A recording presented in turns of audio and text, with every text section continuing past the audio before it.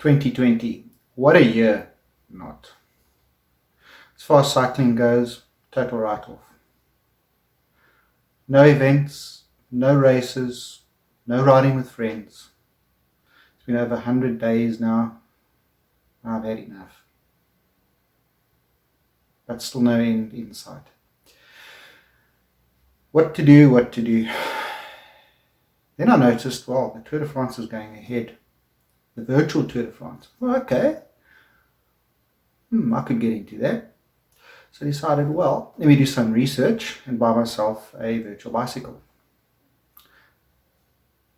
Do you know what? There's no such thing as a virtual bicycle. So how are these guys going to be doing this? How Peloton's going to be racing through the fields of France, the fields of Flanders. Well, silly me. Realize these guys are actually on trainers. Now that put an idea into my head. I wanted a virtual bicycle. Much research later, I realized, well, no such thing. Then I thought to myself, hey, you're not stupid. Build your own virtual bicycle. So I got into the internet and I started looking for virtual bicycle parts. No luck. Not even Siri could help me. I did find something that I thought might help me out. What if I use computer-aided design to build myself a bicycle? I thought, well, it should be easy enough. Not. Pretty difficult. But anyway, this is what I did. I learned a new skill. And lo and behold, I present to you my virtual bicycle.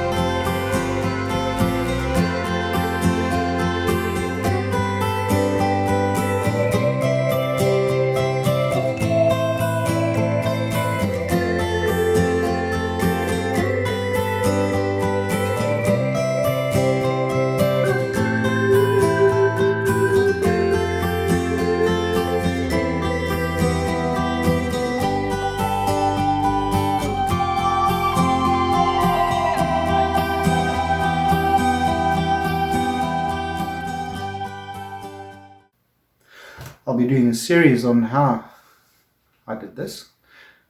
And you might find it interesting if you would also like to learn a new skill, computer-aided design. I used Solidworks, which is a program that you need to pay for. You can get a student version, it's not too expensive. But you can also get Autodesk Fusion 360, which as a student you can download for free and use for quite a while without paying anything. Teaches you a new skill, upskills you perhaps in the job market. So it is a very in-depth subject. I will start at the beginning, drawing lines and curves and eventually producing something that looks like an object. So without further ado, let's get started. Hello, welcome to tutorial number 1 on the series of computer-aided design for absolute beginners. So you'll notice on the screen I've opened up Solidworks, and the first thing we're going to do is we're going to left click on File, New, Part, OK. Now this graphics area over here, where I'm spinning the mouse around, is where we're going to be doing our drawing. We can change the appearance by going to this icon up there, changing it to plain white. You'll notice the screen became plain white, a bit easier to see. I enjoy working on that. A few things that we can show you about SolidWorks is up here in the SolidWorks resources. We have new document, opening up a document, all the tutorials here. Tutorials to actually show you getting started, basic techniques. I would recommend that you go through these. They are very, very concise and follow easy to difficult, from easy basic techniques to advanced techniques. So I would suggest watching my videos as well as on your own time going through the SolidWorks tutorials. Okay, you'll notice in the graphics area here we have an origin. You'll notice the yellow dot in the middle, that is the origin. That's where everything works from. We start from there. And we'll notice that we have different planes. Now these are Cartesian planes that we draw upon. We'll be drawing in 3 dimensions. So your Cartesian plane would be your z-axis going up and down, your y-axis going from you towards or to away from you, and your x-axis generally left to right, depending on how you're viewing this. Without getting too complicated, let's jump right into it. I'm going to select top plane, and you'll notice there's an icon over here, normal to. I'm going to click normal to. There's also a normal to icon up here, normal to. You can click that if you'd like to get normal to. Now the first thing we're going to do is we're going to produce an extruded boss or base. On the left here we will left click that. We have a few tools here, lines, circles, triangles, text, polygon shapes, sketch fillets, arcs. We'll be using these to do the drawing. So let's grab a center rectangle, left click that, click on the origin, left click, drag, doesn't matter what size it is, left click to accept that. Now we're going to give some size to this. We're going to dimension our drawing. So we go to Smart Dimension up here on the left click that, highlight that line, highlight the next line, drag your dimension line to the top, left click, and we can define that size. I'm going to make it 150 millimeters. 150, accept. You can do the same to this, that line, dimension. Let's make that 100, producing a rectangle. Okay, accept that. You notice that I can press the mouse wheel, I can manually manipulate the view. I can also use these icons up here to click whatever view I'd like. That's right view, that's top view, bottom view, isometric view, trimetric view, and dimetric view. But we'll go back to our top view or normal to, same thing. Right, now let's produce a block out of this rectangle. So we'll go to Exit Sketch, and you'll notice immediately that we have a solid object. And if I measured the thickness of that solid object, it would be 10 millimeters. It defaults to 10 millimeters. We can change that to whatever we'd like.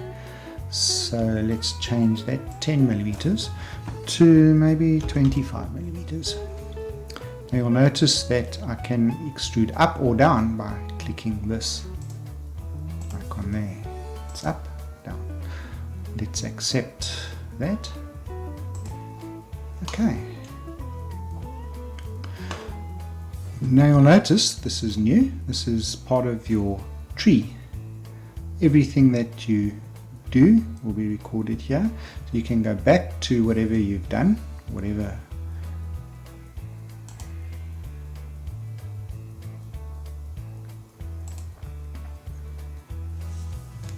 you can make changes. Right click, you can either edit the sketch, exit, or right click, edit the feature. We're going to edit the feature here. I'd like to show you something else. We can draft, in other words, we can put an angle to that. You'll notice that the side walls are going in. And we can also draft outward and produce something like that. Right, now we have a solid object we can start working with. This is the basis of drawing anything really. There are other methods of creating solids, such as a revolved boss base, but we'll get to that in the next lesson. Right, we can make some changes. Let's put some radiuses on the corner. We can do that by going to Fillet. Let's put a 3 millimeter fillet. We can either highlight each side, or alternately we can just highlight the top. We can actually get rid of those. Delete that. Delete, but we still have that 3 millimeter fillet on the top, or radius. Okay, let's see if the fillets will work. 3 millimeters, put a fillet there. That works. There, there, and there. Right, you'll notice I've filleted those corners. We'll leave the bottom ones as they are. Right, the next thing we're going to do is we're going to make a hole in this. So we're going to go to Extruded Cut. This is the surface that we're going to cut into. Left click it. Go circle. We can draw a circle.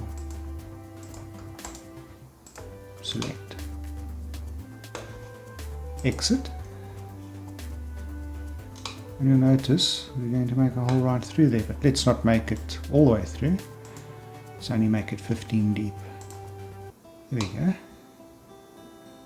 Now let's say, oh, I'd like to put an angle on that. Edit feature. Put some angle on that. Let's draft outward, or not. Let's draft inward. And click. There you go. Okay, let's put a chamfer of 1 millimeter on there. Okay, we'll put a radius on the bottom. Fillet. Let's put a nice big radius there, 5 millimeter. Let's see if that works. Can either highlight that edge there or the bottom. Same thing. What happened? Okay, so you can see the methodology behind creating a boss base and extruded cut. I hope you found this video interesting. If so, please like and subscribe for more content just like this. Once we have delved deeper into CAD and you have more of an understanding of what it takes to design something, we will get into the actual bike build. Well, until then, please stay safe and keep healthy.